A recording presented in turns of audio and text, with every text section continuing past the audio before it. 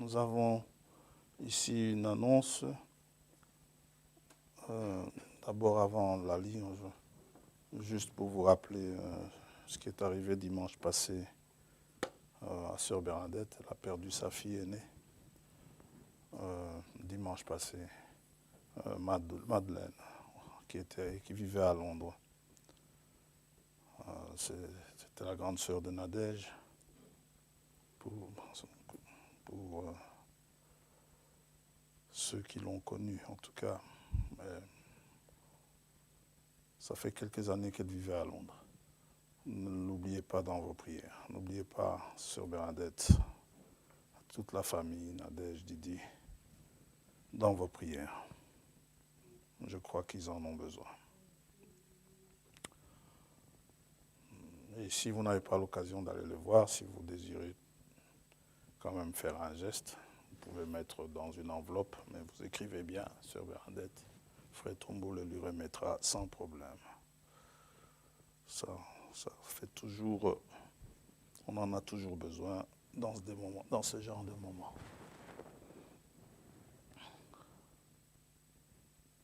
Nous allons aussi vous annoncer qu'il y a Sœur Nicole Mbaya. Bon, elle est malheureusement venue pendant un temps de confinement. On n'a pas eu le temps de bien se voir.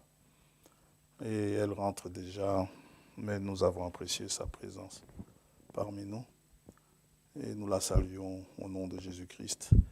Elle nous informe qu'elle rentre dimanche prochain au Congo. Que vos prières, frères et sœurs, puissent m'accompagner pour mon retour samedi prochain. Que Dieu vous bénisse tous. Voilà.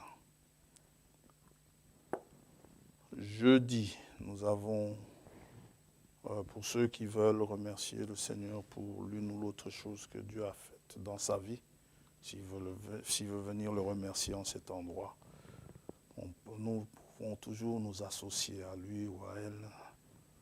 En tout cas, je serai là pour ceux qui voudront venir, pour remercier son Dieu pour une action de grâce, pour que le jour ne passe pas juste selon les penchants de nos cœurs, d'une manière non, mais que nous voulons aussi donner une bonne partie à Dieu pour tous ses bienfaits. Amen. Donc ça, c'est pour jeudi, c'est férié, c'est le jour de l'Ascension. Mais donc il y aura culte mercredi, jeudi. Mercredi, il y aura culte normal. Jeudi le matin, vendredi le soir et dimanche, bien sûr, nous aurons culte. Autre chose, selon les mesures de la CODECO, comme on appelle la commission de concertation, nous sommes toujours privés de rassemblement à l'intérieur, mais si on veut le faire à l'extérieur, là on peut être à 50. Maintenant, autant nous dire qu'on ne peut pas. Bon, quand on reviendra à 50, ce sera désormais inutile de téléphoner au frère Tombeau, vous venez. Hein. Mais pour le moment, à l'intérieur, nous sommes obligés de rester à 15. Ça va? Ouais. Ou alors, ils veulent nous suggérer de faire des terrasses aussi dehors. Ce n'est pas dans nos attributions. Bien. Voilà, je crois que j'ai tout dit. Que le Seigneur vous bénisse richement. Que Dieu bénisse tous ceux qui sont chez eux, dans leur maison, tous ceux qui sont devant l'écran, en train en étant avec nous, n'est-ce pas, en communion. Que le Seigneur les bénisse. Nous sommes tous là dans l'attente de sa venue. Amen. Et puissions-nous vraiment, notre prière est que nous soyons prêts pour ce jour-là. Nous allons prier. Père Céleste, nous te remercions vivement pour la grâce que tu nous as faite aujourd'hui de nous accorder ton souffle de vie Et pendant que nous sommes là, nous voulons mettre ce temps à profit pour notre préparation. Toi qui donnes la nourriture spirituelle au temps convenable, nous tournons nos regards vers toi pour que nous puissions la recevoir, cette nourriture, et que, Seigneur oh Dieu, nous puissions apprendre de toi comment vraiment nous préparer à ta venue. Nous te remercions pour toutes les bonnes choses qui nous sont arrivées, même pour les mauvaises, car tu fais concourir toutes choses pour le bien de ceux qui t'aiment. Aussi, quoi qu'il nous arrive, nous t'aimons toujours et nous voulons te rendre maintenant un culte qui te soit agréable, que ce soit dans nos joies, que ce soit dans nos peines, quelles que soient les circonstances. Oh, rien ne peut nous séparer de l'amour de Dieu manifesté en Jésus-Christ notre Seigneur. Merci d'inspirer ta parole pour ce jour. Oh Dieu, que vraiment nos âmes soient restaurées. Oh Dieu, si elles sont abattues, qu'elles puissent retrouver la joie. Oh, que nos âmes puissent se souvenir de ceux qui donnent l'espérance. Ceux qui donnent l'espérance, c'est-à-dire cette promesse de résurrection et de nous prendre, de nous enlever, de nous prendre, afin que là où tu es, que nous soyons aussi avec toi. C'est vrai que c'est la fin de toutes choses, comme nous l'avons chanté.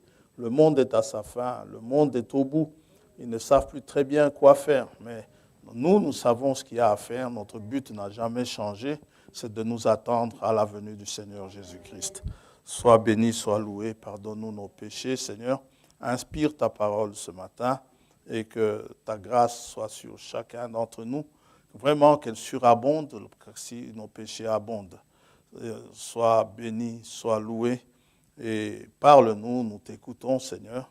Au nom de Jésus-Christ, notre Seigneur, nous t'avons prié. Amen. Amen. Le Seigneur vous bénisse. Ésaïe chapitre 26, nous lirons ce matin. C'est là que nous nous sommes quittés dimanche passé.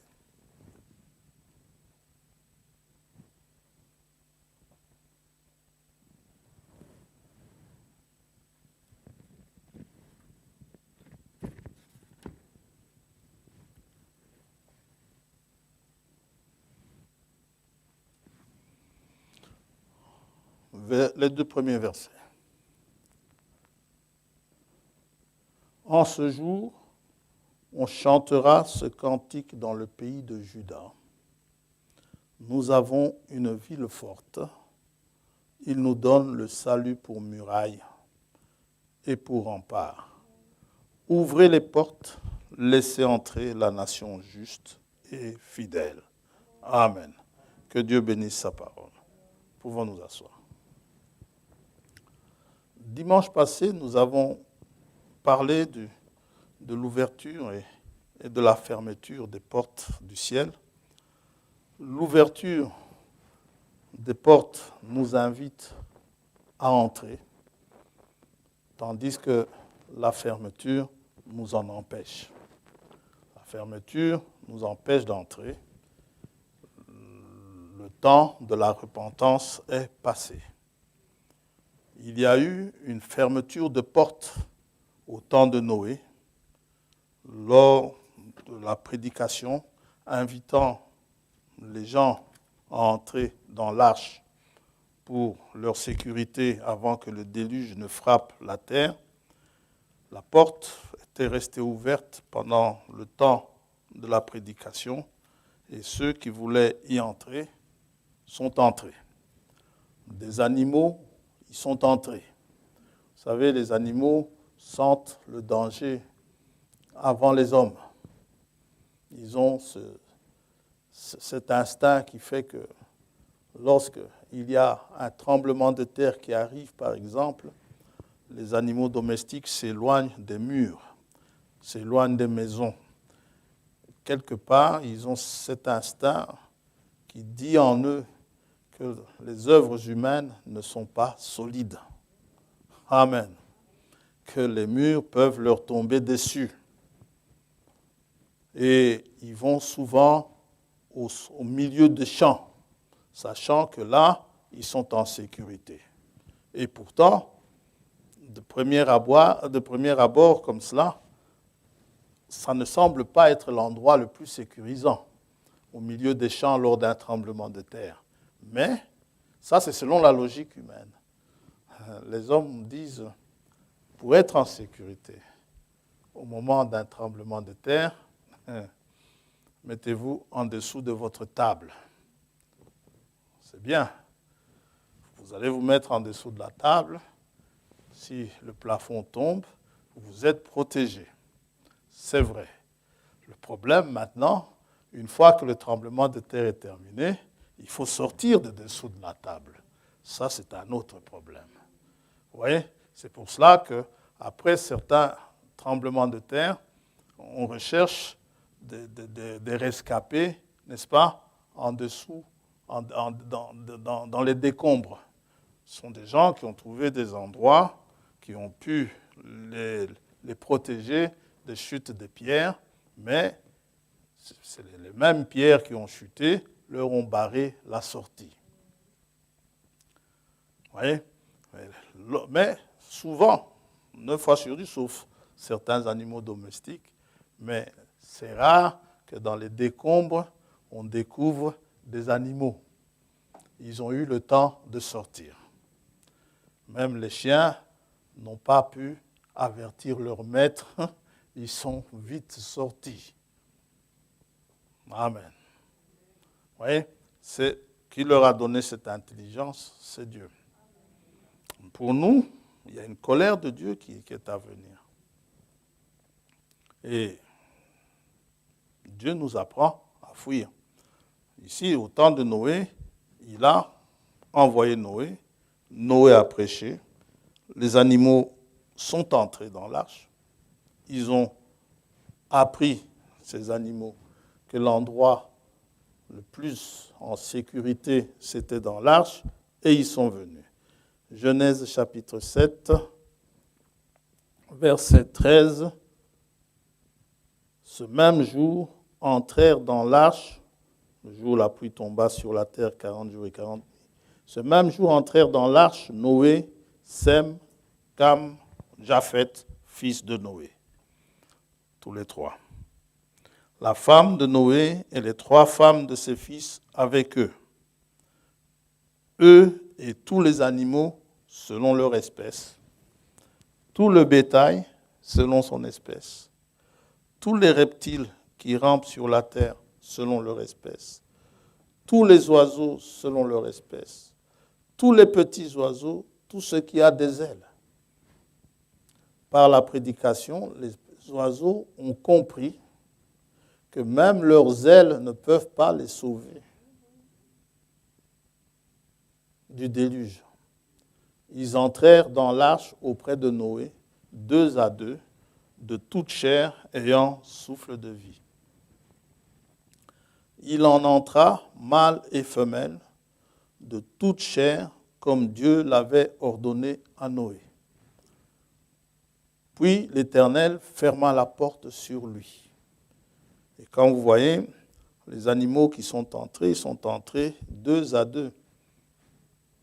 Il y a eu une sélection.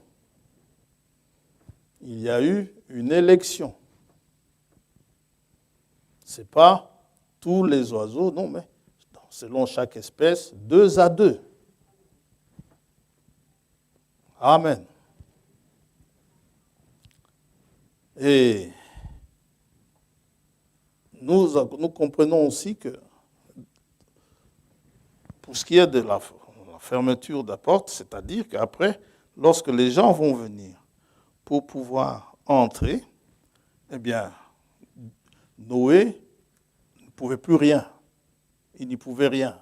Ce n'est pas lui qui a fermé la porte. Ce n'est même pas lui non plus qui l'avait ouverte. Il l'a construite selon le commandement divin. Et Dieu est venu fermer la porte. Si les choses n'avaient pas été faites selon l'ordre de l'Éternel, avec des idées de Noé, cette porte, Dieu ne s'en serait pas occupé. Ce qui signifie que l'eau y serait entrée. Il faut faire les choses comme Dieu demande à ce qu'on les fasse. Dans Matthieu 25 également, on voit une porte qui se ferme.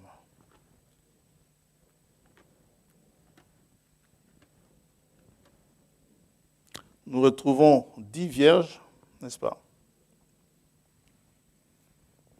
Toutes vierges, rien à leur reprocher. Servant Dieu, louant Dieu, chantant, l'adorant. Alors, le royaume des cieux sera semblable à 10 vierges qui, ayant pris leur lampe, allèrent à la rencontre de l'époux. 5 d'entre elles étaient folles et 5 sages. Les folles, en prenant leur lampe, ne prirent point d'huile avec elles, mais les sages prirent avec leur lampe de l'huile dans des vases. Ce qui nous est relaté ici, où les vierges vont à la rencontre de l'époux, lorsque vous lisez les mariages selon la coutume, chez les Juifs, c'est exactement comme cela que ça se passe. C'est pour cela que beaucoup de choses qui sont mystérieuses pour nous, comme nous l'avons dit dimanche passé, ne l'étaient pas pour les disciples. Quand Dieu parle de choses selon les coutumes juives, nous allons le lire, ce sont des choses que Dieu dit pour nous parler, comme l'a dit Frère Branham, pour nous parler de Christ. La Bible entière nous parle de Christ. Les coutumes juives parlent du Messie. C'est pour cela que les Juifs croient au Messie. Ils croient en un Messie. Et beaucoup de gens disent que c'est une affaire juive. Non, ce n'est pas une affaire juive. À un moment donné, Dieu a aveuglé les Juifs pour que nous puissions entrer. Et nous, au moment où nous recevons ces choses, nous avons tendance à donner notre interprétation. Les Israélites n'interprétaient pas la parole. Nous l'avons déjà lu, 2 Pierre chapitre 1er, aucune parole de l'Écriture ne peut souffrir d'une interprétation particulière.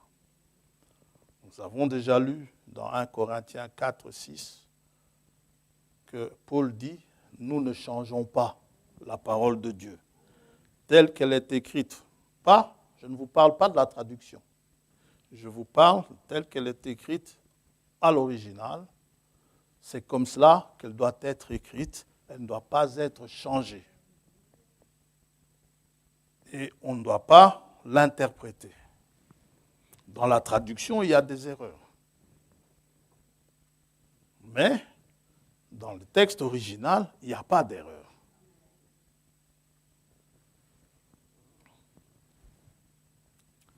Et Matthieu 25, toujours, verset 10, « Pendant que les vierges folles allaient acheter de l'huile, l'époux arriva. Celles qui étaient prêtes, pas toutes, celles qui étaient prêtes, entrèrent.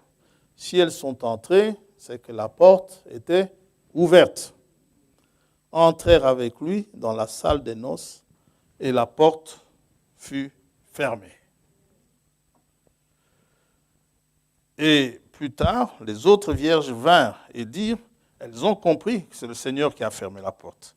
Elles toquent, elles frappent à la porte, « Seigneur, Seigneur, ouvre-nous » Mais il répondit, « Je vous le dis en vérité, je ne vous connais pas. » Donc nous disions que Dieu a donné des coutumes, dans les coutumes de mariage, service les cérémonies de mariage au peuple juif pour annoncer le Messie, pour enseigner concernant le Messie. Paul dit ceci à Festus, on a lu ça vendredi, dans Actes 26,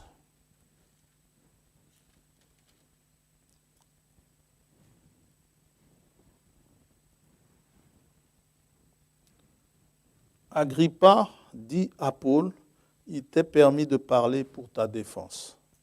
Et Paul, ayant étendu la main, se justifia en ces termes, je m'estime heureux, roi Agrippa, d'avoir aujourd'hui à me justifier devant toi de toutes les choses dont je suis accusé par les Juifs. Car tu connais parfaitement leurs coutumes, amen, et leurs discussions. Je te prie donc de m'écouter avec patience. Donc, les coutumes juives nous parlent la parole de Dieu. Encore, maintenant, il ne faut pas être tributaire de ces coutumes. Il y a la parole et il y a les coutumes. Et dans les coutumes, souvent, l'homme a rajouté ou enlevé, transformé certaines choses. Alors, ces portes qui sont ouvertes dans Isaïe, où il est dit « ouvrez la porte, ouvrez les portes », il y a une raison pour cela. Il ne faut pas vous mettre dans la tête des portes comme celles des bâtiments, ou celle, par exemple celle qui est dehors, ou ici à l'intérieur, entre deux salles. Les portes, ces portes dont il est question, les portes du ciel, il n'y a pas de porte avec une clinche où vous venez vous ouvrez. Ce n'est pas ça. Sinon, vous faites le ciel un endroit cloisonné. Ils expriment plutôt une notion de limite entre ce qui est à l'intérieur et ce qui est à l'extérieur. Nous ne connaissons pas la limite qu'il y a entre nous et le ciel. Ça dépasse notre dimension. C'est quelque chose qui est hors du temps. Il est bien dit, ouvrez-vous, portes éternelles. L'éternité, ça c'est dans le psaume, dans l'éternité, il n'y a pas de notion de temps.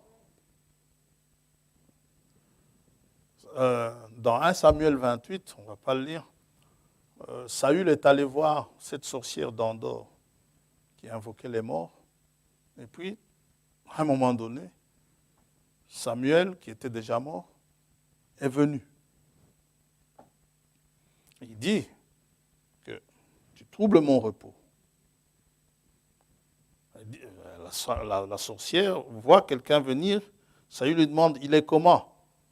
Elle voit Samuel venir, mais Saül ne le voit pas. Saül demande, il est comment? La femme lui explique. Peut-être pour une meilleure compréhension, on va le lire.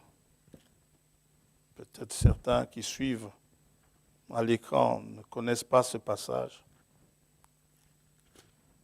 Seulement, je n'ai pas noté le verset pour gagner du temps. 1 Samuel 28.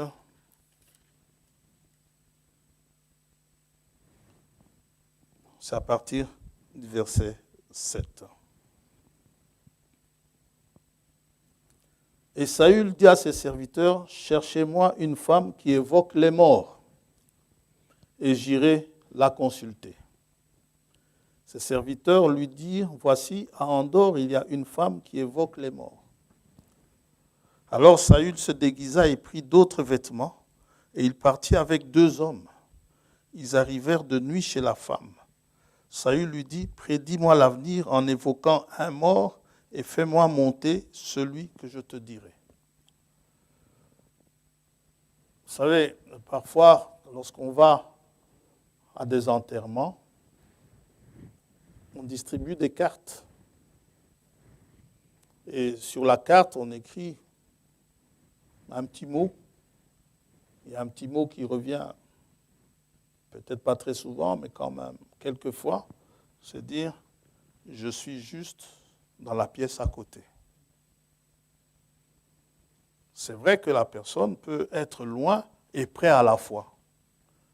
C'est une question de dimension. Ici, La femme lui répondit, voici, tu sais ce que Saül a fait. Elle ne savait pas qu'elle parlait à Saül. Comment il a retranché du pays ceux qui évoquent les morts et ceux qui prédisent l'avenir. Pourquoi donc tends-tu un piège à ma vie pour me faire mourir? Saül lui jura par l'Éternel en disant, l'Éternel est vivant et il ne t'arrivera point de mal pour cela. La femme dit, qui veux-tu que je te fasse monter? Je peux faire monter n'importe quel mort. Qui veux-tu? Et il répondit, fais-moi monter Samuel. Lorsque la femme vit Samuel, elle poussa un grand cri. Elle dit à Saül, pourquoi m'as-tu trompé? Tu es Saül. Le roi lui dit, ne crains rien, mais que vois-tu? Vous voyez, lui ne voit pas. La femme dit à Saül, je vois un Dieu qui monte de la terre. Il lui dit, quelle figure a-t-il? Et elle répondit, c'est un vieillard qui monte et il est enveloppé d'un manteau. Saül comprit que c'était Samuel et il s'inclina le visage contre terre et se prosterna. Samuel dit à Saül, pourquoi m'as-tu troublé en me faisant monter? Saül répondit, je suis dans une grande détresse. Les Philistins me font la guerre et Dieu s'est retiré de moi. Il ne m'a répondu ni par les prophètes, ni par des songes. Et je t'ai appelé pour que tu me fasses connaître ce que je dois faire. J'ai discuté un jour avec un témoin de Jéhovah, parce que pour eux, ils ne croient pas en cela. Il m'a dit que ce n'était pas Samuel, c'était un démon. Je dis non, la Bible a dit que c'est Samuel. La Bible ne peut pas appeler un démon Samuel. Mais alors, pas du tout. Surtout que c'est poussé par le Saint-Esprit que des hommes ont écrit de la part de Dieu. Il ne s'agit pas d'un démon. Il s'agit de Samuel. Et Samuel va même prophétiser. Il va dire à Saül que tu seras avec moi. Donc, il était toujours prophète. Il dit ceci. Verset 17. L'Éternel te traite comme je te l'avais annoncé de sa part, à l'époque où j'étais de ce côté-là. L'Éternel a déchiré la royauté d'entre tes mains et l'a donnée à un autre, à David. Tu n'as point obéi à la voix de l'Éternel et tu n'as point fait sentir à Amalek l'ardeur de sa colère. Voilà pourquoi l'Éternel te traite aujourd'hui de cette manière. Et même l'Éternel livrera Israël avec toi entre les mains des Philistins. Demain,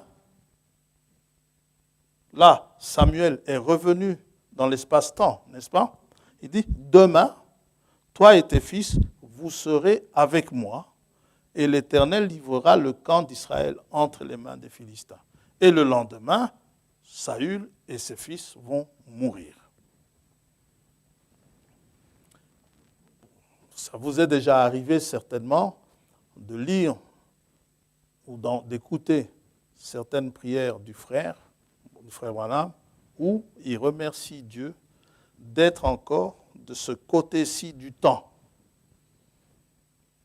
Tant qu'on est dans l'espace-temps, on se voit. Lorsqu'on va passer dans une autre dimension, où l'espace-temps n'y est plus, eh bien, on sera quelque part, je ne sais pas où, mais ce qui se passe ici sur Terre, ne concerne plus la Terre. Ce qui se passe avec nous ne concerne pas la Terre, et ce qui se passe sur Terre ne nous concerne pas. Oui.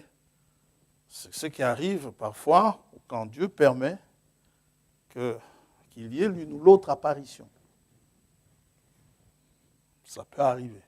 Et Dieu a interdit le fait d'évoquer les morts. Si Dieu a interdit cela, c'est qu'il y a moyen.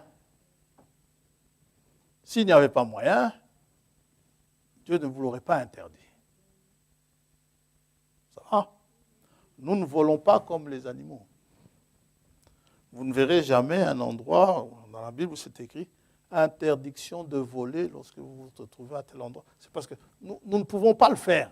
Alors, ça ne sert à rien de nous interdire quelque chose que nous n'arrivons pas à faire. Ça va? Bon, il y a moyen d'évoquer les morts. Ils sont quelque part. Selon qu'ils sont sauvés ou selon qu'ils sont perdus. Il y a un endroit que Paul parle, qu'il a appelé le paradis. Le premier à prononcer le mot paradis, c'est le Seigneur Jésus-Christ. Luc, chapitre 22.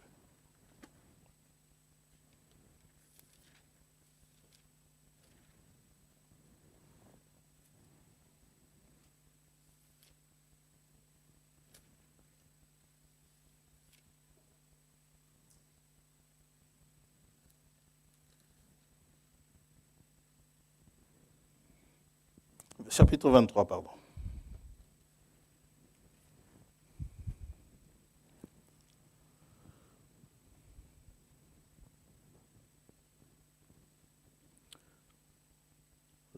Verset 39. L'un des malfaiteurs crucifiés l'injuriait, disant, n'es-tu pas le Christ? Sauve-toi, toi-même, et sauve-nous. Mais l'autre le reprenait et disait, ne crains-tu pas Dieu, toi qui subis la même condamnation? Pour nous, c'est justice, car nous recevons ce qu'ont mérité nos crimes. Mais celui-ci n'a rien fait de mal. Et il dit à Jésus, souviens-toi de moi quand tu viendras dans ton règne. Jésus lui répondit, je te le dis en vérité, aujourd'hui tu seras avec moi dans le paradis. Maintenant, nous n'allons pas faire une discussion sur les virgules, n'est-ce pas? Un témoin de Jéhovah m'a dit, non, la virgule n'est pas après vérité, mais c'est après aujourd'hui. Je te dis en vérité aujourd'hui, virgule, tu seras avec moi dans le paradis. Que tu le mettes avant ou après aujourd'hui, il sera quand même avec le Seigneur dans le paradis. Amen. Il ne faut pas chipoter. Dans Apocalypse chapitre 2,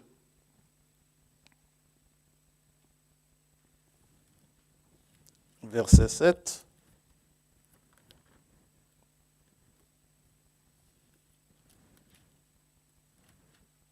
c'est encore le Seigneur qui parle du paradis.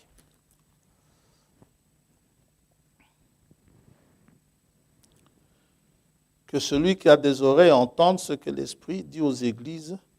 À celui qui vaincra, je donnerai à manger de l'arbre de vie qui est dans le paradis de Dieu. Amen. Il y a un arbre de vie dans le paradis de Dieu.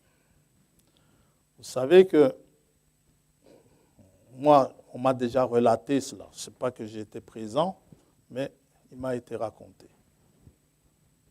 Concernant au moins 2 personnes dont je me souviens, qui sont parties de l'autre côté. Avant de partir, ces personnes ont vu des fleurs, des jardins,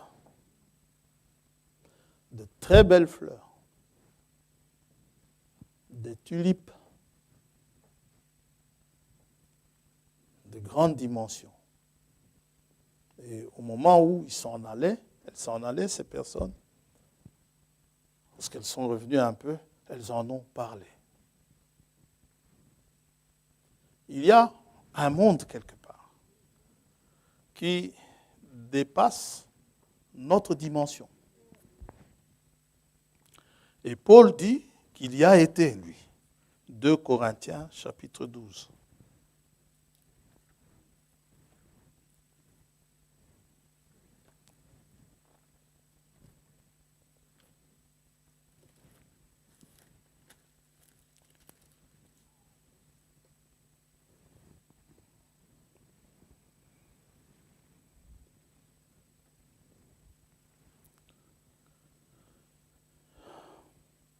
Verset 2.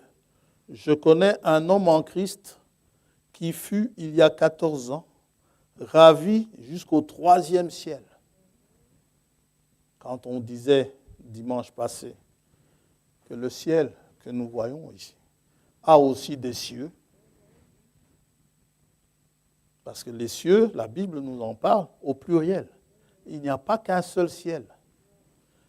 Dieu est Dieu du ciel, il est aussi le Dieu des cieux. Il est le Dieu des cieux, des cieux. Dieu des cieux, des cieux. C'est inimaginable. Avec notre intelligence, on ne peut pas imaginer ça. D'ailleurs, je refuse d'imaginer ça. Moi, je le crois. Vous me dites que c'est impossible. C'est impossible pour vous. Et c'est peut-être impossible pour moi. Mais je crois que Dieu, il est le Dieu des cieux, des cieux. Il est le Dieu des cieux, il est le Dieu des cieux, des cieux. Les cieux ont des cieux.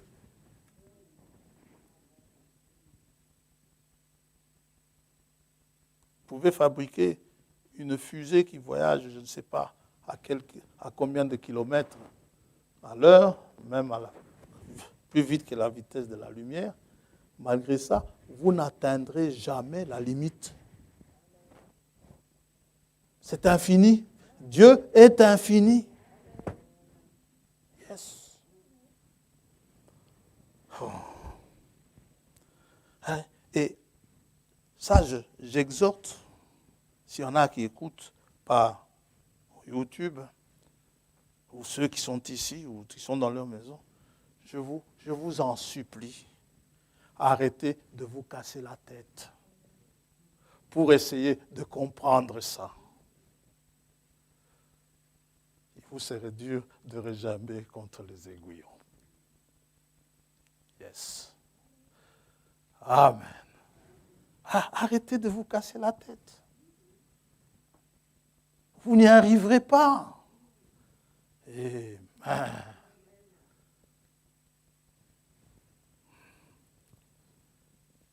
Passez 18 heures par jour dans votre laboratoire pour essayer de comprendre ça. Mais vous gâchez votre vie. Amen.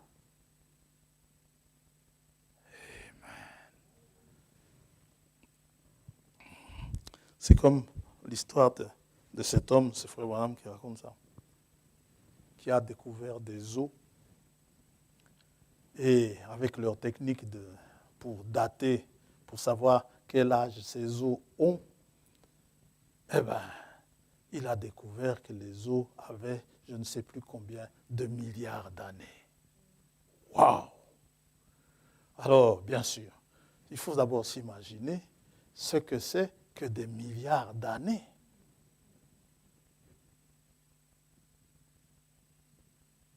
Il faut un peu essayer de s'imaginer ça. Même un seul milliard. Maintenant, s'il y en a 2 ou 3 milliards d'années.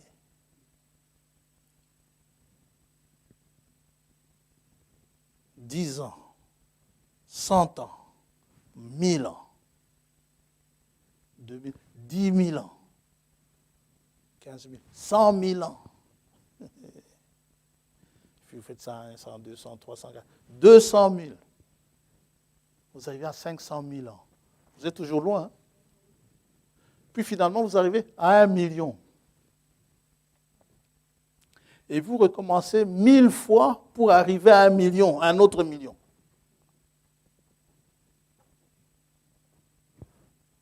Et jusqu'à 1 milliard.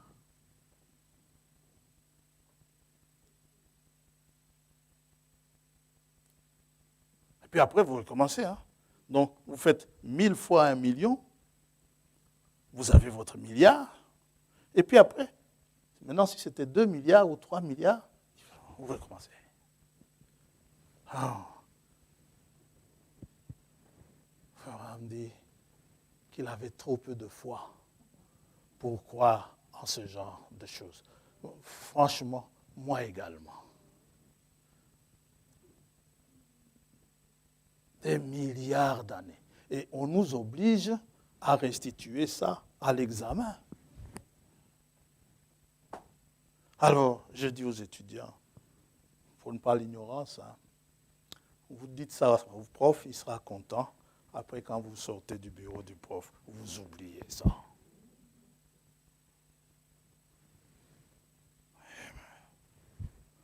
Et je sais, bon, jusqu'au 3e ciel. Si ce fut dans son corps, je ne sais. Si ce fut hors de son corps, je ne sais. Donc, il y a moyen d'être hors de son corps. Dieu le sait. Ce corps ici que nous avons, il est limité par le temps. Il voyage dans l'espace-temps. Et je sais que cet homme, si ce fut dans son corps ou sans son corps, je ne sais, Dieu le sait. Fut enlevé cet homme dans le paradis.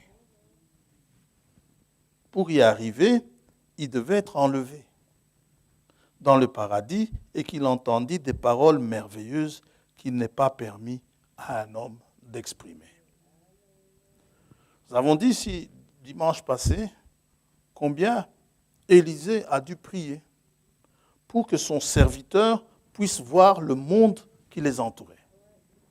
Et Dieu lui a ouvert les yeux.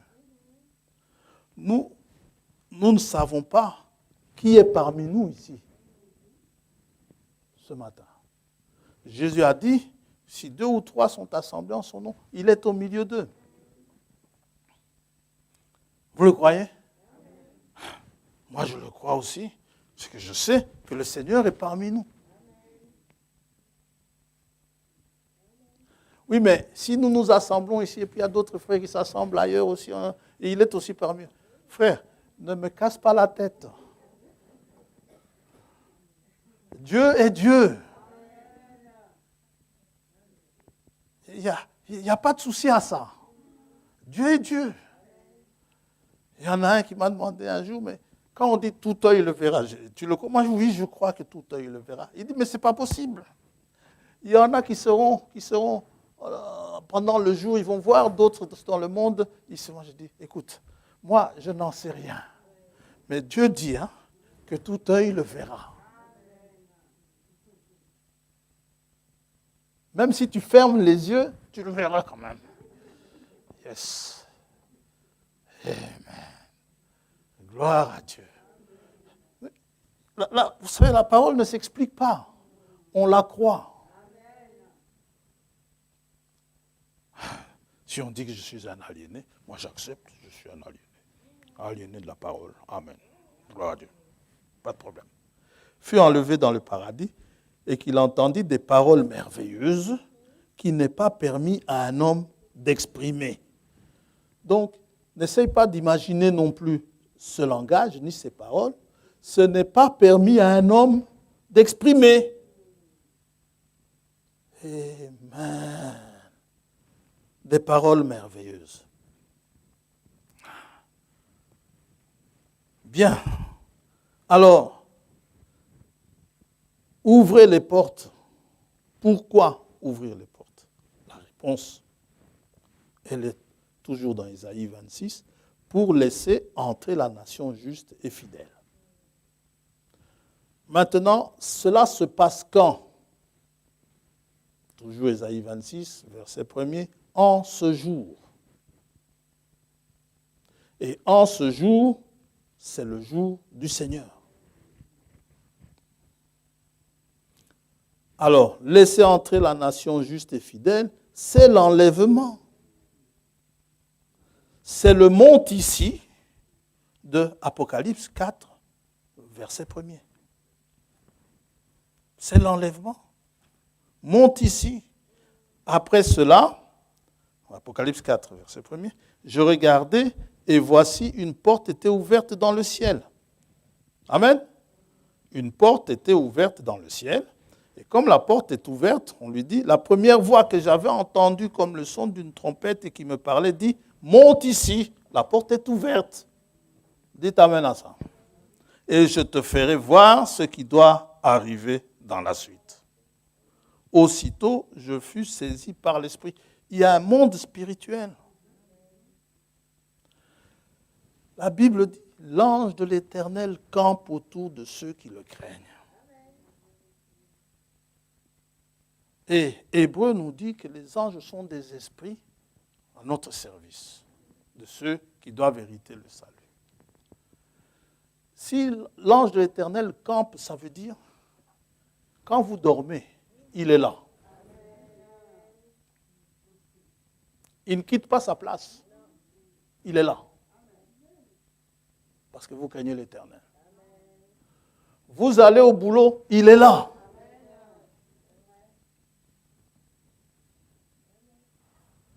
Quand il vous fait rater un tram,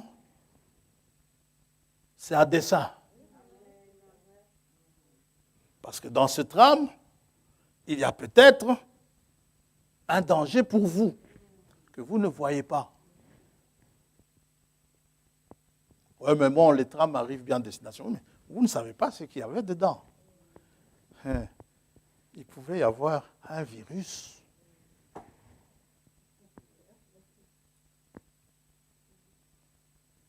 Amen. C'est pourquoi, quand vous rentrez chez vous,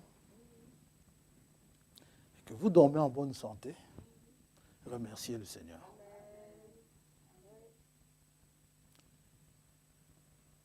Il y a quelque temps, je crois que c'est toujours valable aujourd'hui, on croyait avoir éradiqué la tuberculose.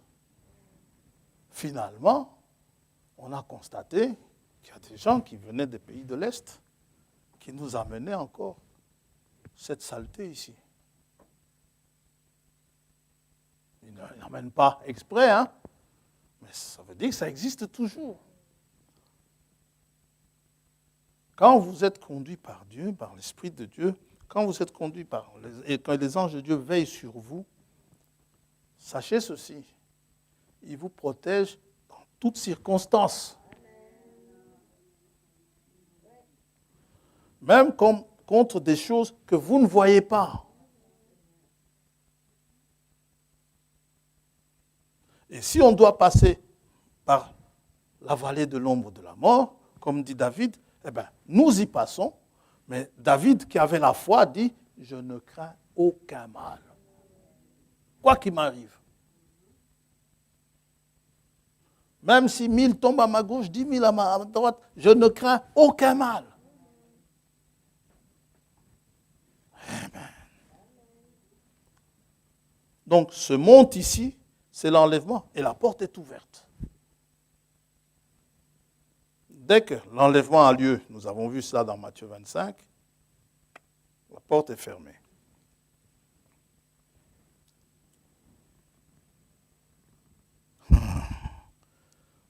Donc, en fait, la notion de la porte, nous l'avons dit, on va terminer le rappel par là. La notion de la porte, ça exprime une notion de limite, de frontière entre ce qui est dedans et ce qui est dehors.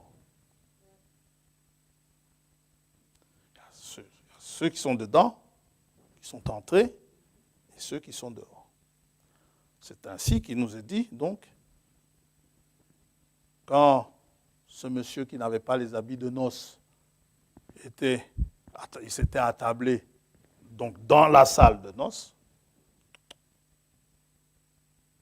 on a dit non. Prenez-le, jetez-le dehors, où il y a des pleurs et des grincements dedans. Vous pouvez lire ça dans Matthieu 8, dans Matthieu 22 également. Mais on l'a lu dimanche passé. Les pleurs et les grincements dedans sont là, pourquoi? À cause de ce qui va arriver après l'enlèvement de l'épouse. Là, ce qu'on appelle la grande tribulation. Quand vous voyez, jetez-le dans les ténèbres du dehors, là où il y a des pleurs et des grincements dedans, il s'agit de la grande tribulation. Nous ne nous attardons pas trop sur la grande tribulation parce que j'ai l'espérance, j'ai même la foi, je dirais même, j'ai la conviction que vous n'en avez pas besoin de le savoir. Que vous êtes plutôt intéressé de partir. Et une fois parti, ce qui va se passer ici derrière, ce n'est pas notre affaire. Je ne vais pas me mettre à prêcher sur la grande tribulation juste pour vous faire peur et fuir la grande tribulation pour être enlevé. Si vous voulez être enlevé pour fuir la grande tribulation, ça ne sert à rien. Il faut aimer l'avènement du Seigneur.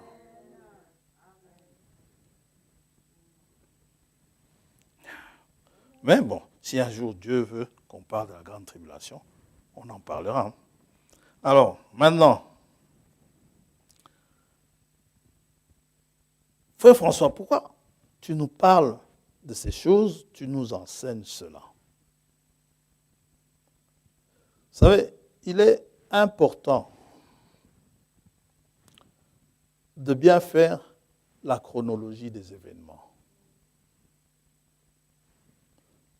Dans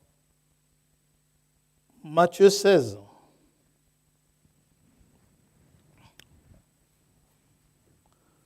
au dernier verset,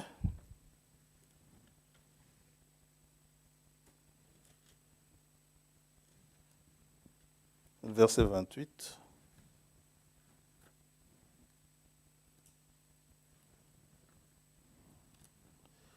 pour que nous puissions nous retrouver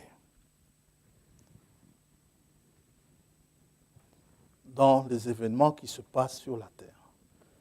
Jésus dit au verset 28, « Je vous le dis en vérité, quelques-uns de ceux qui sont ici ne mourront point qui n'aient vu le Fils de l'homme venir dans son règne. » Alors, 6 jours plus tard, nous voyons ce qui se passe.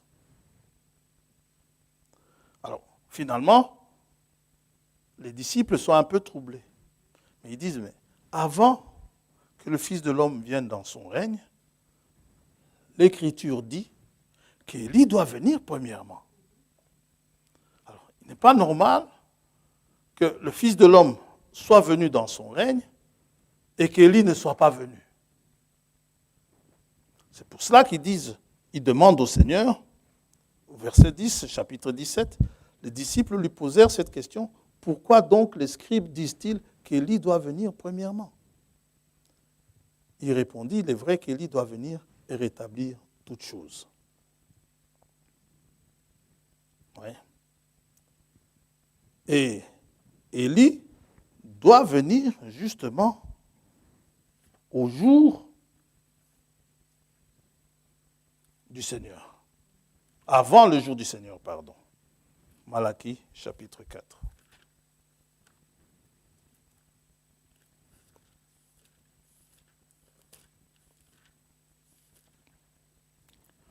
Verset 5.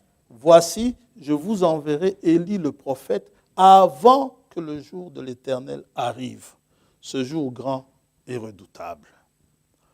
L'enlèvement ne peut se faire que après que certains événements aient eu lieu. Et il doit se faire avant que certains événements arrivent. C'est-à-dire que si on tombe dans la grande tribulation, vous pouvez commencer à pleurer, être parmi ceux qui pleurent. Et grincer les dents, c'est que l'enlèvement a eu lieu.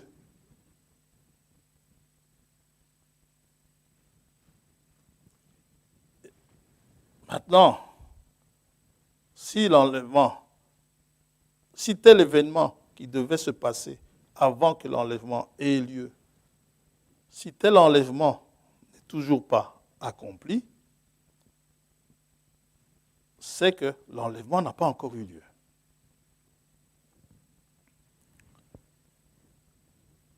il est important donc de bien faire la chronologie. Spirituellement parlant, ne faites pas une science. Ce sont des choses qui se font par révélation. Autre chose, le diable est un malin.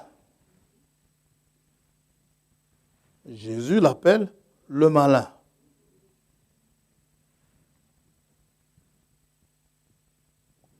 Il peut vous faire croire des choses qui ne sont pas à propos concernant le temps. Des choses qui ne sont pas dans leur temps. Pour caricaturer cela, ça veut dire qu'il peut vous faire entrer dans l'arche de Noé aujourd'hui pour votre salut. Or, la problématique de l'arche de Noé, c'est déjà passé. Ouais. Autre chose qui nous amène dans les discussions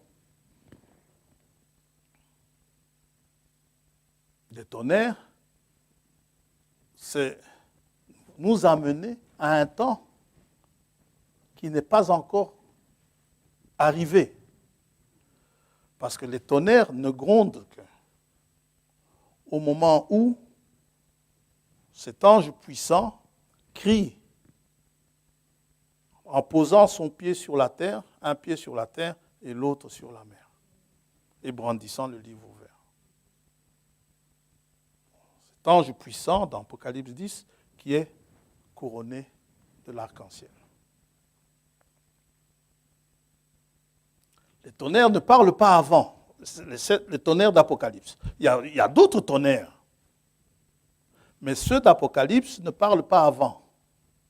Les autres, vous allez me dire, ben, c'est peut-être les mêmes que les autres. Non, ce ne sont pas les mêmes que les autres. Pourquoi? Parce que les autres, ils ont écrit. Jean a voulu écrire ce que les tonnerres ont dit. Les tonnerres d'Apocalypse 10 ont dit quelque chose. Les autres tonnerres, par exemple, sur le mont Sinaï, ou bien les anges d'Apocalypse 8 et tout ça, il y a eu des tonnerres. Jean ne nous dit pas qu'ils aient dit quelque chose. Mais ceux-là, ceux d'Apocalypse 10, ils ont dit quelque chose. Et Jean dit qu'il voulait écrire ce que les tonnerres ont dit. Mais on l'en a empêché. Si c'était déjà écrit, pourquoi l'empêcher d'écrire? Dieu n'a pas voulu qu'il écrive. Et il n'a pas écrit.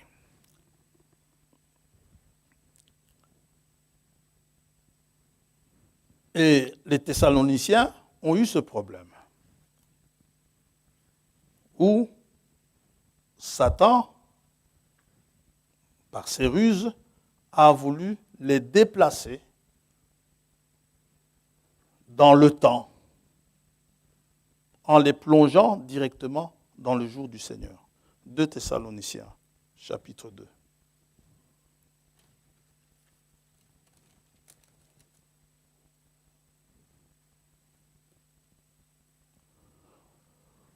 Pour ce qui concerne l'avènement de notre Seigneur Jésus-Christ, c'est ce que nous attendons, et notre réunion avec lui, nous vous prions, frères, de ne pas vous laisser facilement ébranler dans votre bon sens. On en a parlé vendredi du bon sens. Et de ne pas vous laisser troubler, soit par quelque inspiration, soit par une parole ou par une lettre qui semblerait venir de nous, comme si le jour du Seigneur était déjà là.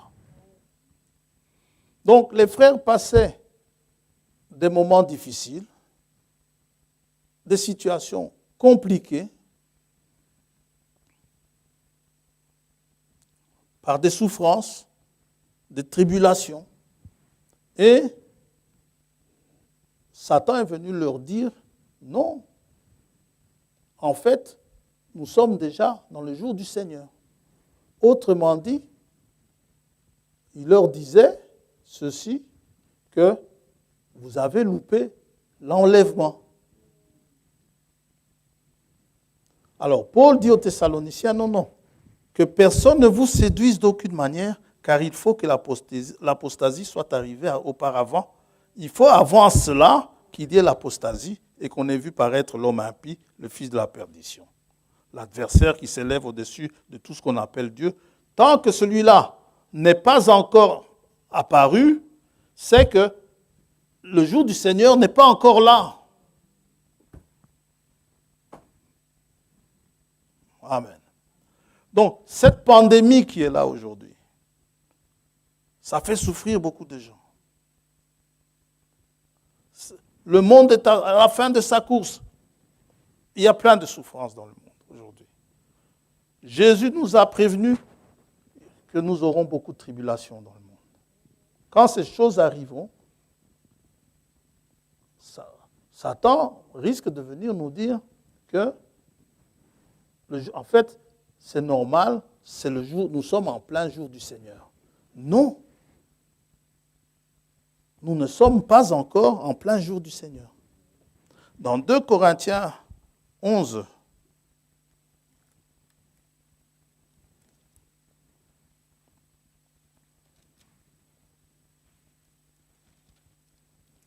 chapitre 11,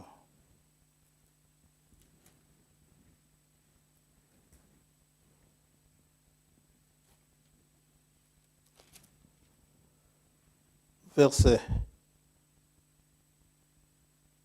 13, l'apôtre nous met en garde. Il dit ceci.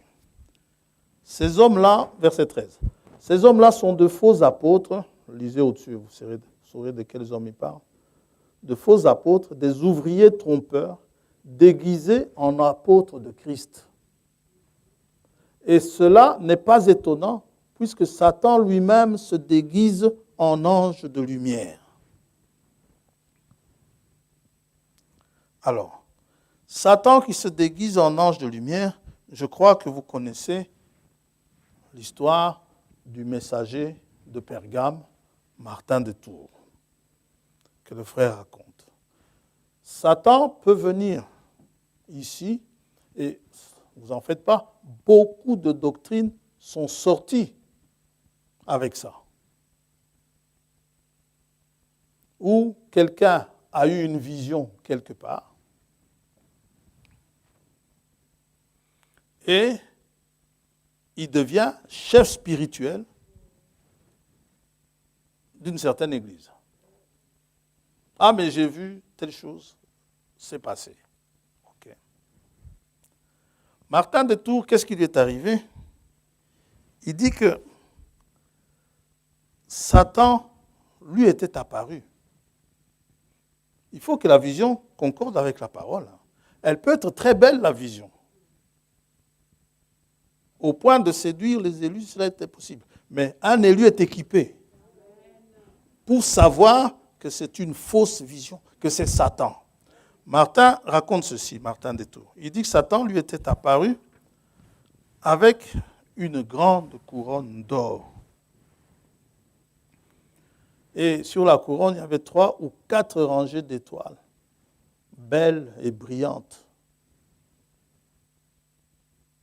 Un très grand personnage, très beau. Nous sommes loin de ces êtres qu'on nous dessinait à l'école, avec une queue fumant, où vous voyez la fumée sortir de leur tête, des yeux rouges, crachant du feu, horrible à voir. Satan, la Bible dit, il était parfait en beauté. Très beau, peigné correctement. Et j'aime bien, le frère dit, et soigneusement. Dans une belle tunique, avec des chaussures en or. Martin regarde, il voit des chaussures en or. Amen.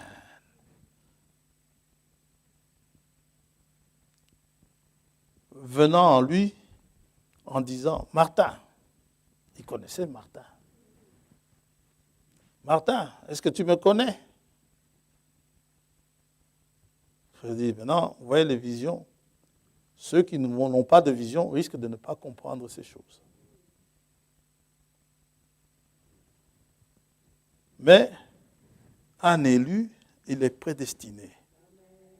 Il ne peut pas sombrer dans ça.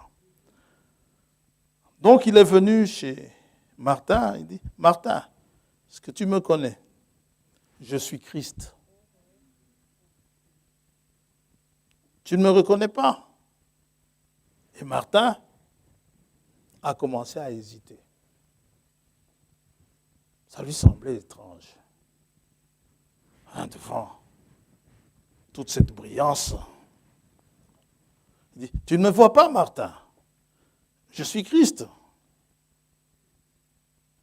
Il a dit 3 ou 4 fois. Martin, il le regarde très bien et puis il dit, Satan, je te connais. Mon Seigneur n'est pas encore couronné. Mais ces saints le couronneront. C'est ce que dit la parole. Arrière de moi, Satan. Et Satan est parti. D'autres seraient venus avec une doctrine disant que Christ m'est apparu. Je suis désormais tel prophète. Et alors, il utilise des arguments bidons, pour ne pas dire des grands mots. Mais si c'était un blanc, tu aurais cru, non? Non. Qu'il soit blanc ou noir, si ce n'est pas scripturaire, c'est non.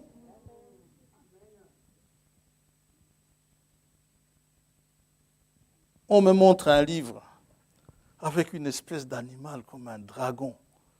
Et je ne doute pas que la personne a eu la vision. Il en a même fait un livre. Et comme il s'est dessiné, il a dessiné sa vision, comment il a vu. Moi, je veux bien. Moi, je regarde.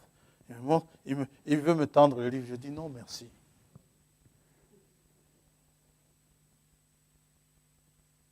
Il dit, mais voilà, si c'était un Européen qui était venu avec, vous auriez cru. Non, je n'aurais pas cru. Mais alors, pas du tout.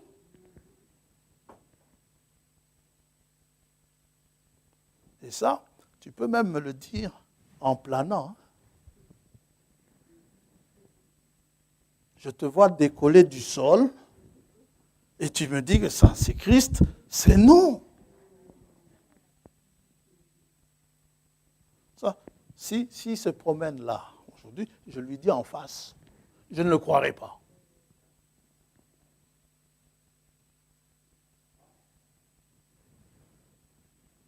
Tant que ce n'est pas dans la Bible, moi je ne le croirai pas. Selon la Bible en plus. Donc Martin, il savait quand Christ doit être couronné. Tout comme les disciples savaient quand est-ce que Christ doit venir dans son règne. Et nous de même, nous devons savoir. Il a fait de nous des rois. Un roi, c'est une tête couronnée. Quand est-ce que nous serons couronnés? Nous le chantons parfois. Une couronne, Jésus la donne aux soldats de la croix.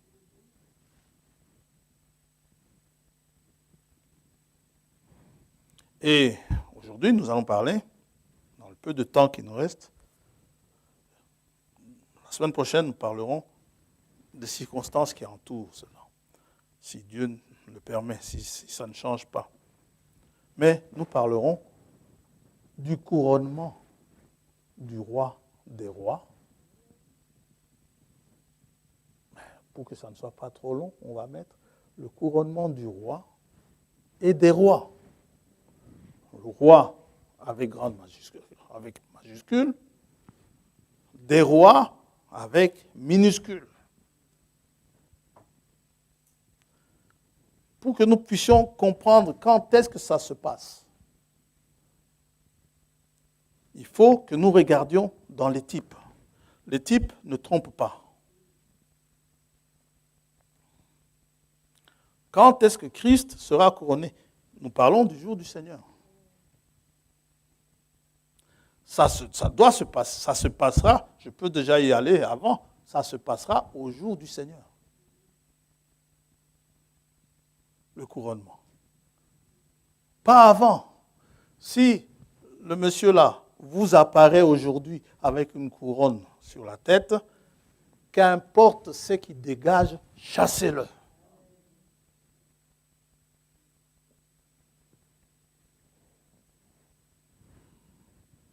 Amen.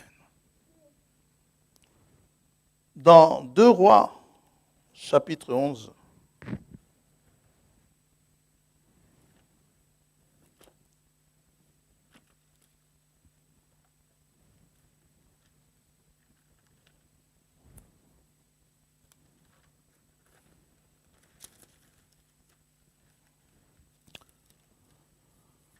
Deux Rois, chapitre 11, on va aller vite.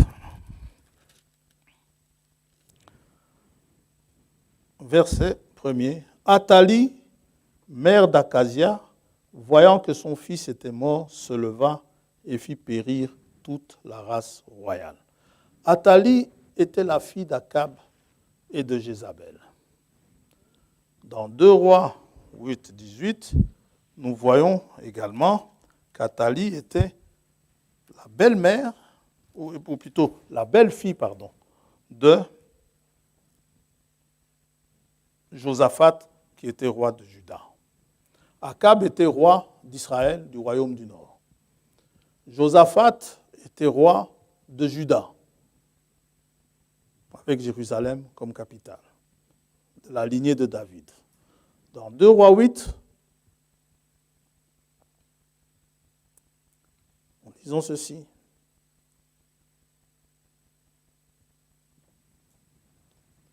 Verset 16, la 5e année de Joram, fils d'Akab, roi d'Israël, Joram, fils de Josaphat, roi de Juda, régna. C'est compliqué parce que les 2 rois, chacun a donné le même prénom à son fils, ou le même nom au fils. Alors, c'est parfois compliqué. Donc la 5e année de Joram, fils d'Akab, roi d'Israël, Joram, fils de Josaphat, roi de Juda, régna. Il avait 32 ans lorsqu'il devint roi et il régna 8 ans à Jérusalem. Donc c'est le roi de Juda, le fils de Josaphat. Le Joram qui a régné 8 ans à Jérusalem. Il marcha dans la voie des rois d'Israël, donc du royaume du Nord, comme avait fait la maison d'Akab, au lieu de marcher dans la voie des rois de Juda. Car il avait pour femme une fille d'Akab. Et il fit ce qui est mal aux yeux de l'Éternel.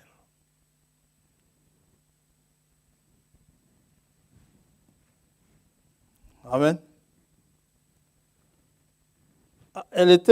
Athalie, elle était aussi donc la mère d'Akazia, qui va être roi de Juda. Verset 25. La 12e année de Joram, fils d'Akab, celui-là, roi d'Israël, Akazia, fils de Joram, roi de Juda, ça va? Régna. Akazia avait 22 ans lorsqu'il devint roi.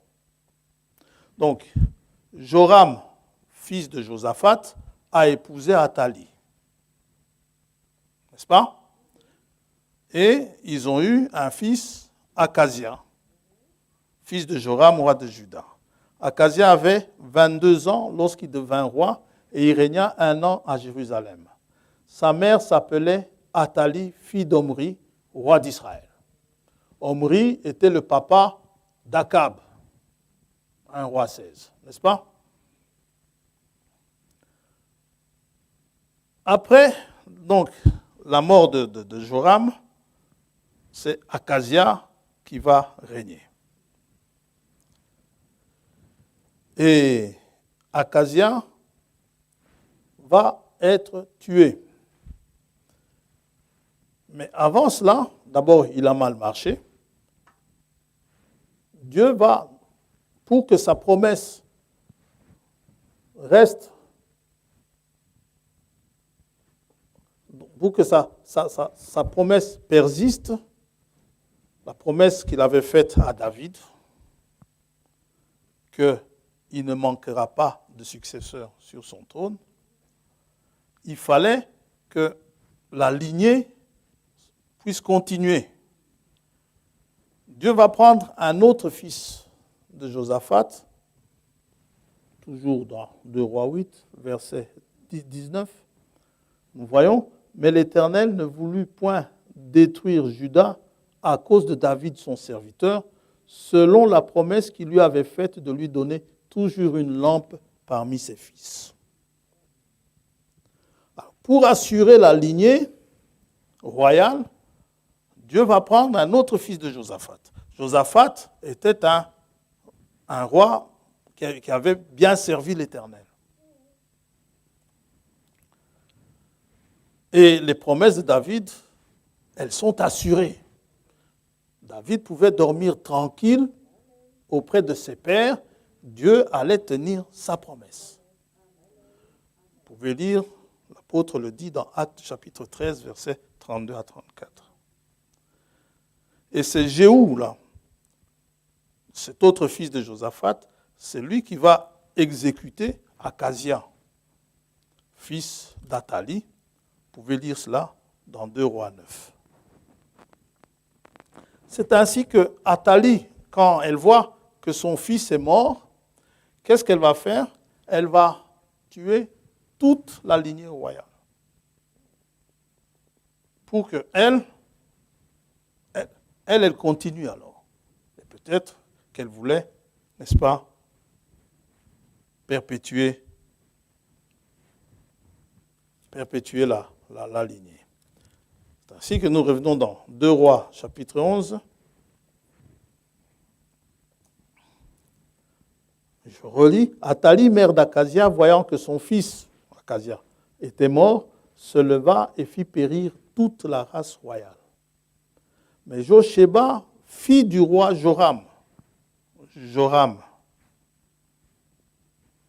de Juda, sœur d'Akazia, prit Joas, fils d'Akazia, et l'enleva du milieu des fils du roi. Prend un des fils et l'enlève. Quand on les fit mourir, elle le mit avec sa nourrice dans la chambre d'Élie. Il fut ainsi dérobé au regard d'Athalie et ne fut point mis à mort. Il a été caché. Il resta, disons bien, 6 ans. Amen. 6 ans cachés avec Josheba dans la maison de l'Éternel. Et c'était Athalie qui régnait dans le pays. La 7e année, Jéhojada envoya chercher les chefs de centaines de Kérétiens et des coureurs, et il les fit venir auprès de lui dans la maison de l'Éternel. Il traita alliance avec eux et les fit jurer dans la maison de l'Éternel, et il leur montra le fils du roi. Donc, ce fils avait été caché pendant 6 ans. C'est un type de Christ.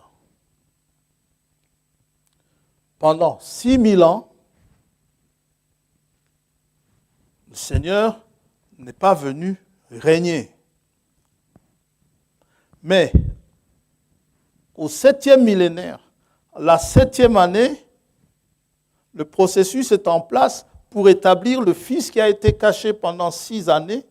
Le processus est en place pour le oindre roi, pour le placer roi.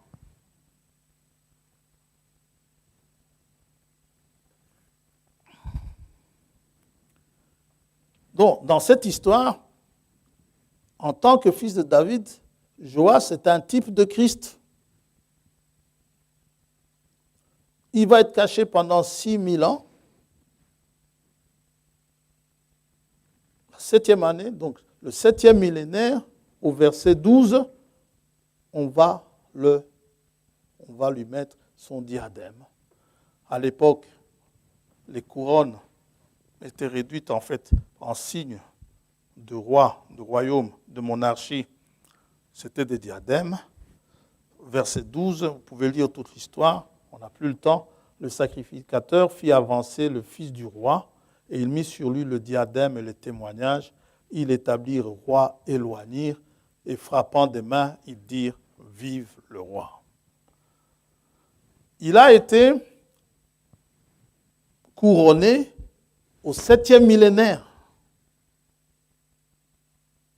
Je pouvais encore prendre dans Chronique, lorsque Salomon monte la marche des escaliers, on n'a pas le temps, on lira peut-être ça la semaine prochaine.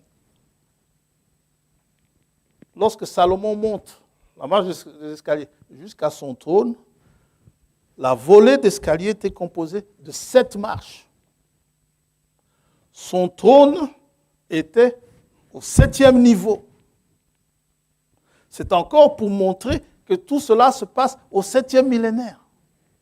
Salomon, en tant que type de Christ, en tant que fils de David, a dû monter 7 marches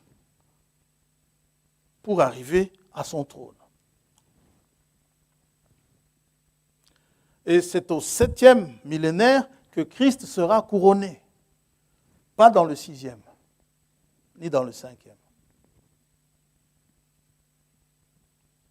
Et Christ, au moment où il va monter sur le trône, il va être couronné, il nous fait cette promesse dans les âges de l'Église, je ne sais plus quel âge, je crois que c'est Laodicée, il dit, le vainqueur de Laodicée, à celui qui vaincra, il s'assiera avec moi sur mon trône. Oui. Et c'est à ce moment-là que nous aurons notre couronne. N'oubliez pas que l'homme, quand Dieu l'a établi sur la terre, Dieu l'a établi comme roi. Adam était une tête couronnée. Quand Adam a été mis sur la terre, Dieu l'a couronné. Dans le psaume 8, ce n'était pas une couronne d'or. C'était tout à fait autre chose.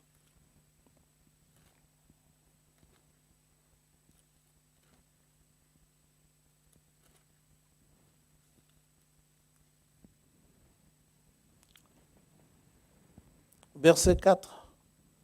Quand je contemple les cieux, ouvrage de tes mains, la lune et les étoiles que tu as créées, qu'est-ce que l'homme pour que tu te souviennes de lui, et le Fils de l'homme pour que tu prennes garde à lui? Tu l'as fait de peu inférieur à Dieu, et tu l'as couronné de gloire et de magnificence. Adam a été couronné, et il avait la domination. Tu lui as donné la domination sur les œuvres de tes mains, tu as tout mis sous ses pieds, les brebis comme les bœufs et les animaux des champs, les oiseaux du ciel et les poissons de la mer, tous ceux qui parcourent les sentiers des mers. Éternel notre Seigneur, que ton nom est magnifique sur toute la terre. C'est ainsi que certains hommes, et même des femmes, ont la capacité de dompter des animaux féroces. Parce qu'au départ, à l'origine, ces animaux-là devaient obéir à Adam et Ève. Quand ils avaient la gloire de Dieu sur la tête, les animaux devaient obéir. Aujourd'hui, c'est un temps de rébellion à cause de la chute de l'homme. Mais les animaux savent que l'homme est supérieur. Mais, à cause de la chute, certains animaux passent outre cette supériorité-là et s'attaquent à l'homme. Normalement, les animaux ne devraient pas s'attaquer à l'homme. C'est ainsi que vous voyez des hommes, comme vous et moi, arriver à dompter des tigres. Ils entrent dans la cage aux tigres, les tigres ne leur font rien. Par contre, si vous y entrez, ils sautent sur vous. Parce que mais il arrivera un temps où on n'aura pas besoin de les dompter. Eux-mêmes, naturellement, vont reconnaître que c'est nous les patrons. C'est une restauration. Quand les anciens, quand Jean aussi le dit à celui qui nous aime, qui a fait de nous des rois et des sacrificateurs, faire de nous des rois, ce n'est qu'une restauration en fait. C'est un rétablissement. Nous étions rois sur la terre. Maintenant, nous, en tant que rois sur la terre, Frère Branham dit, c'est nous, en tant que rois, c'est nous qui le couronnerons. C'est nous qui couronnerons le Seigneur. Alors, cette couronne que nous allons recevoir, nous allons la recevoir quand? Nous disons souvent, nous sommes fils du roi. Oui, je suis fils du roi. C'est bien, c'est vrai. Mais cela n'est pas encore manifeste.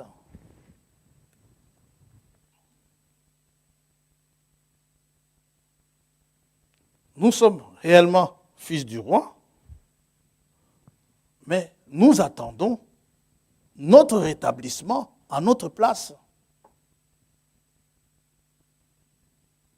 Et cela n'arrivera qu'à la rédemption. 2 Timothée chapitre 4. Et nous allons terminer. Il ne faut pas que nous mettions la charrue avant les bœufs. Il faut que chaque chose prenne sa place.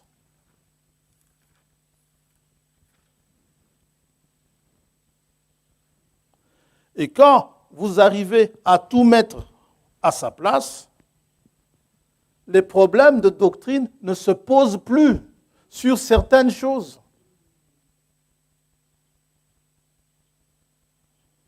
Parce que sinon, vous allez trouver, comme dit le frère, une vache qui broute, c'est vrai, mais en train de brouter à la cime de l'arbre.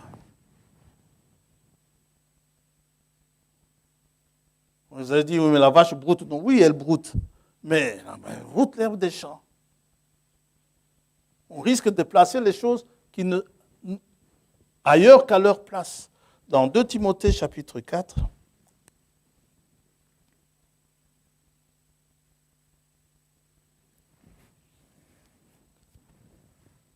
l'apôtre dit, « Je t'en conjure devant Dieu et devant Jésus-Christ, qui doit juger les vivants et les morts, et au nom de son avènement et de son royaume.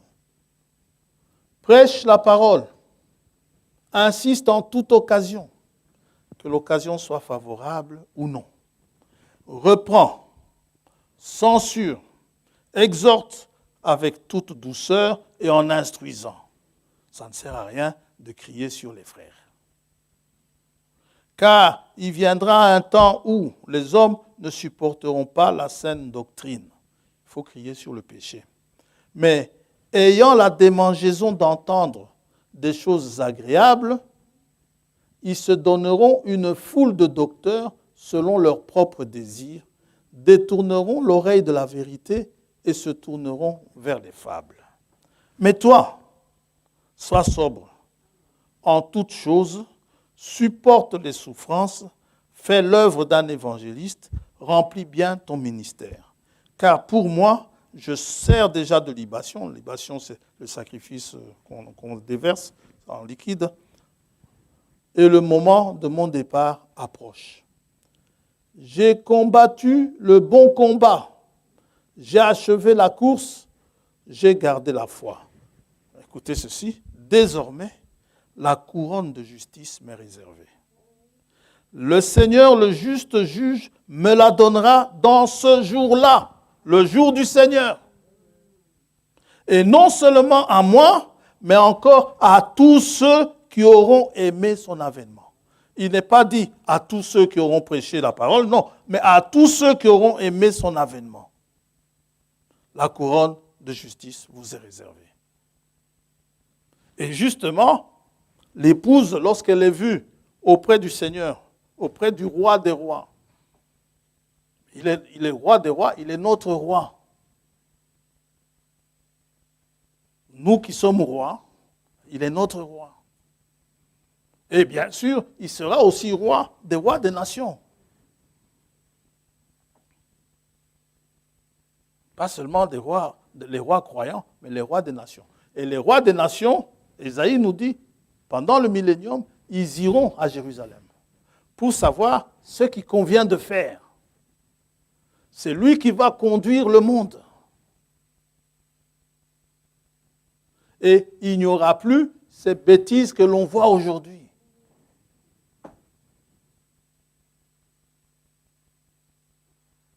Et chacun sera sous sa vigne, sous son figuier.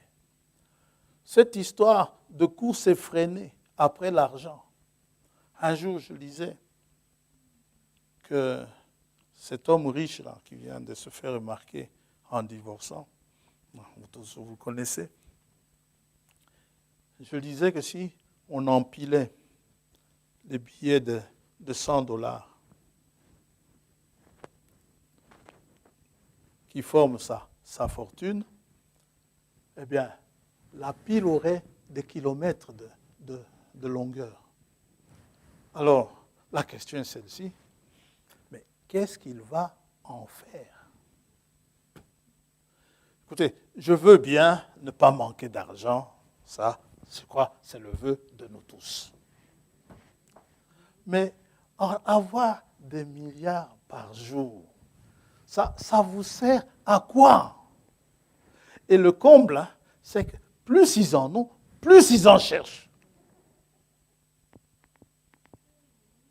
Alors, moi j'ai juste besoin d'une petite pile comme ça. Tu me donnes, il refuse. Il va me faire la morale, il faut travailler. Mais je travaille.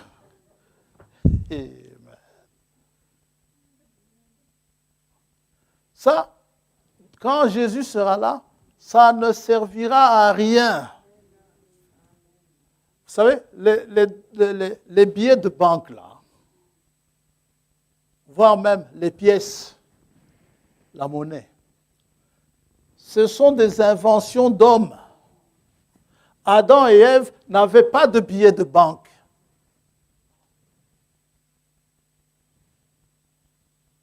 Ils n'avaient pas de pièces de monnaie.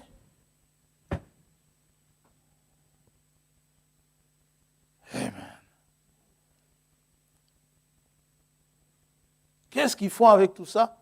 Je n'en sais. Mais quand Jésus viendra, ces choses-là seront terminées. Il va nous remettre à notre place. Place de dominateur, pas la domination du genre dictature, non. La domination selon la parole de Dieu. Et là, les morceaux de viande, c'est fini. Ouais. Et là, la pêche, c'est fini.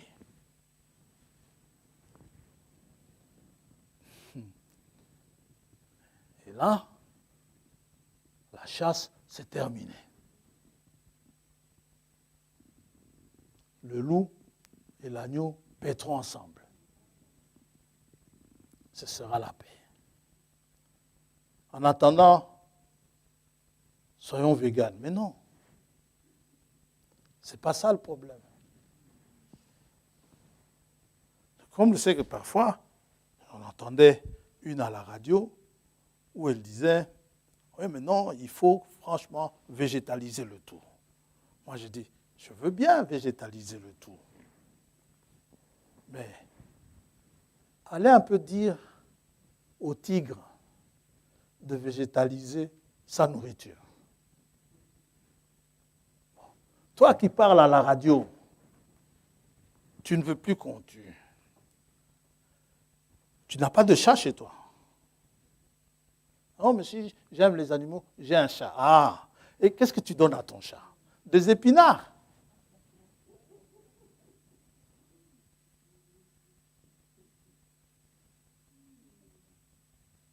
Et le tigre ou le lion, c'est vous qui regardez les reportages, j'ai fini. Hein.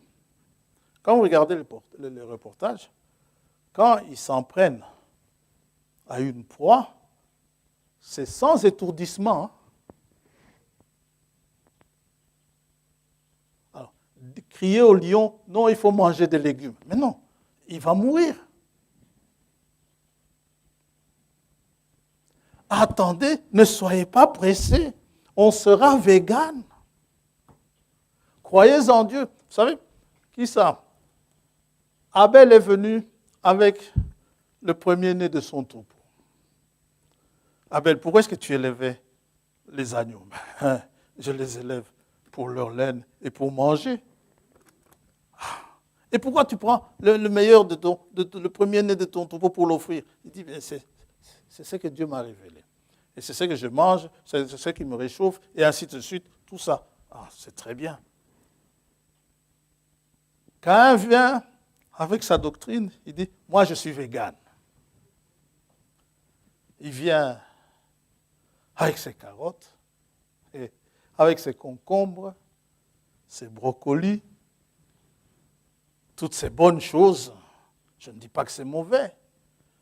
Dieu ne pose même pas un regard à ça. Je ne vous demande pas de devenir carnivore. Mangez équilibré. Yes. Amen. Parce que pour ce qui est des sacrifices, Dieu demande aussi les prémices. Hein. Les prémices de nos récoltes. Dieu demande ça aussi. Mais il demande aussi des holocaustes d'animaux.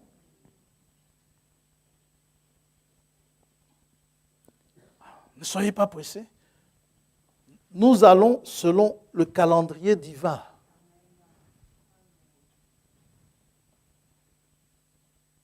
On ne doit pas placer certains événements là où ils ne sont pas. Le plan de Dieu est précis. Le temps où vous serez couronné arrivera. Ce temps-là, vous pourrez sortir dans les champs. Vous direz au lion, viens ici. Le lion viendra. Mais n'essayez pas ça maintenant. Hein? On lisait, il a fait de nous des rois et des sacrifices. Bon, je suis roi. Lion, viens un peu ici.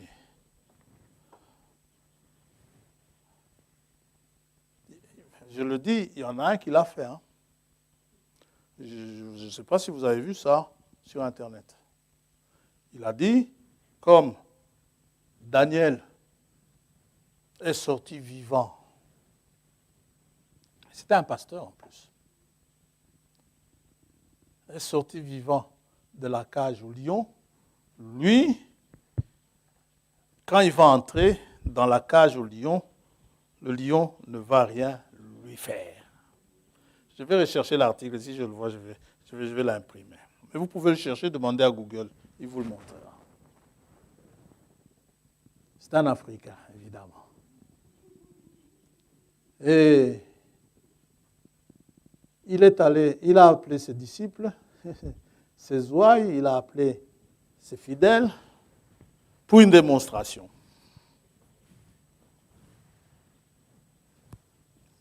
Il est allé aux eaux. Monsieur a plongé dans la cage au lion. Avec sa Bible. Maintenant, c'est moi qui dis ça. Je ne sais pas s'il a plongé avec sa Bible, mais certainement, il a voulu prendre le verset dans Daniel, expliquer au lion que le lion ont laissé Daniel tranquille et il a certainement lu le verset. Je crois qu'il n'a jamais eu le temps de terminer la lecture du verset. Soyez pas pressés. nous sommes rois et sacrificateurs. N'oubliez pas, ce qui est dit dans l'Apocalypse, ce sont les choses qui doivent arriver bientôt. Ça va? Et ces choses sont en train d'arriver petit à petit. Et quand vous regardez dans les Écritures, je vous l'ai dit, vous voyez un décompte de jours ou un décompte d'années, vérifiez bien le chiffre 7. Quand vous arrivez au chiffre 7, il y a un accomplissement. Qu'est-ce qui se passe au 7e jour? Qu'est-ce qui se passe à la 7e année? Le jubilé, c'est à la 7e année. Qu'est-ce qui se passe à la 7e année? C'est la liberté. C'est le sabbat. Et nous avons vu le jour du Seigneur, c'est aussi le jour du sabbat.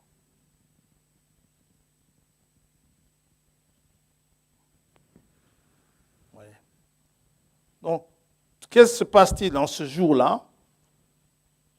Eh bien, il y a le couronnement de notre Seigneur. Il sera couronné par ses saints. Et quand il viendra avec ses saints. Il est le roi des rois. Quand il est venu premièrement, il était roi, mais le roi souffrant, il est venu pour nous sauver, mais il était le rédempteur. Il est ressuscité et parti en tant que sacrificateur. Quand il reviendra, c'est le roi qui reviendra, le lion de la tribu de Juda. Et dimanche prochain, si Dieu le veut, nous verrons justement ce couronnement, comment il se passe. Prions le Seigneur.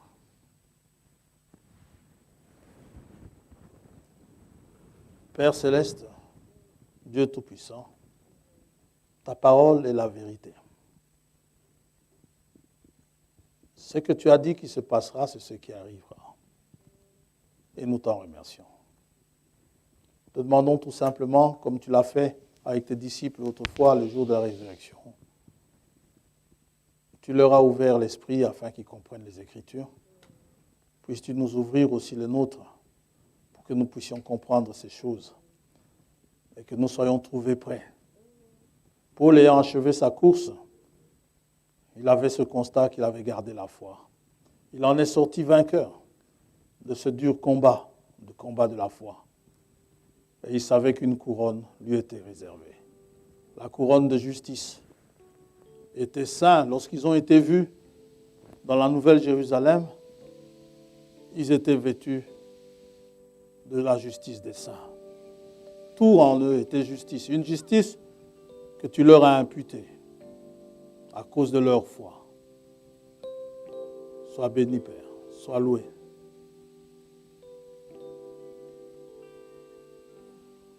Nous nous en remettons à toi.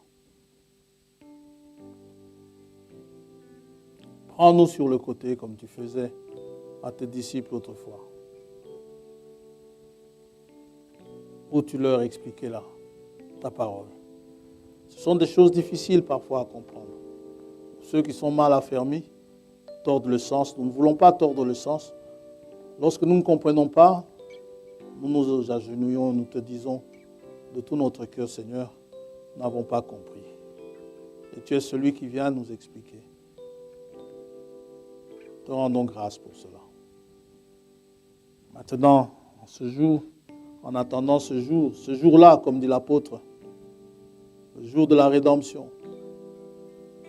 de la rédemption complète. En attendant ce jour-là, nous avons besoin que tu nous aides dans notre pèlerinage ici sur terre. Lorsque des obstacles se présenteront devant nous, fais-nous la grâce, Père, de pouvoir les surmonter. Lorsque les difficultés se présenteront, les choses ne nous obéissent pas encore. Nous sommes dans des situations, dans des circonstances difficiles. Parfois, nous voulons chasser des maladies, cela, nous n'y arrivons pas encore. Peut-être que notre foi n'est pas encore arrivée là où au point où elle devrait arriver. Aide-nous, donne-nous cette foi. Et que toi, tu le fasses à notre place. Comme disait le Seigneur autrefois, c'est le Père qui est en moi qui fait ces choses. Oh, fais-le en nous, Seigneur, pour nos besoins que nous t'exposons, pour les maladies que nous, oh Dieu, qui nous accablent ou qui accablent les nôtres, les infirmités, les besoins.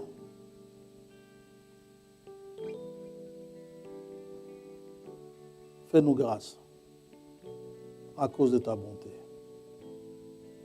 En attendant ce jour où nous pourrons prononcer ta parole et les choses s'accompliront, nous dépendons de toi, Seigneur, et de ta volonté. Comme ce lépreux autrefois avait dit, si tu le veux, tu peux me rendre pur. Tu as dit, je le veux. Oh, puisses-tu nous dire la même chose aujourd'hui. Les besoins sont dans les cœurs de tes enfants. Je te les remets, Seigneur, afin que tu lises cela. Quand la mer s'est déchaînée sur la barque avec tes disciples, ils ont eu peur. Ils t'ont réveillé. Ils ont réveillé le Seigneur. Le Seigneur, eux, ils ont parlé. Leur cri n'a pas arrêté la mer. Leur cri n'a pas arrêté la tempête. Mais quand Christ s'est levé, quand il a parlé, les vents et les eaux lui ont obéi. Aujourd'hui encore, les vents et les eaux lui obéissent. Aussi, puissions-nous tout simplement nous attendre à lui, que lui parle à ces vents qui s'abattent sur nous, que lui parle à ces mers qui nous agitent, que lui parle. Et que lui, il n'est pas déchu. Lui, il a toujours eu sa place.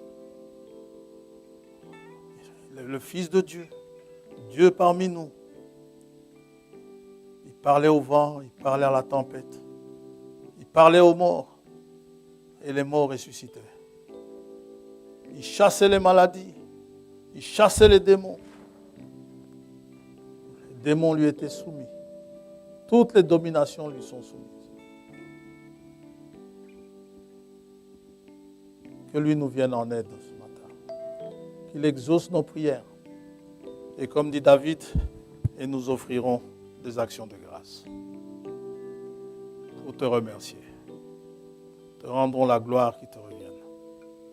Nous avons des mamans qui prient pour leurs enfants. Des frères qui prient pour leurs sœurs. Des sœurs qui prient pour leurs frères. Des enfants qui prient pour leurs parents. Parfois pour des amis, pour des connaissances. Des êtres qui leur sont à cœur. Te prions également pour les nôtres qui sont accablés, qui sont affligés, afin que tu les consoles. Par la consolation que donnent les Écritures.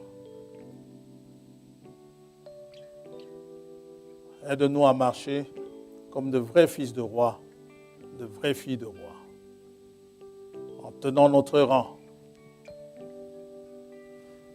C'est sur ton aide que nous comptons.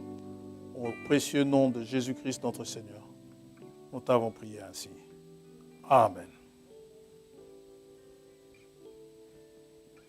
Amen. Dieu vous bénisse. Que Dieu bénisse chacun d'entre vous dans sa maison.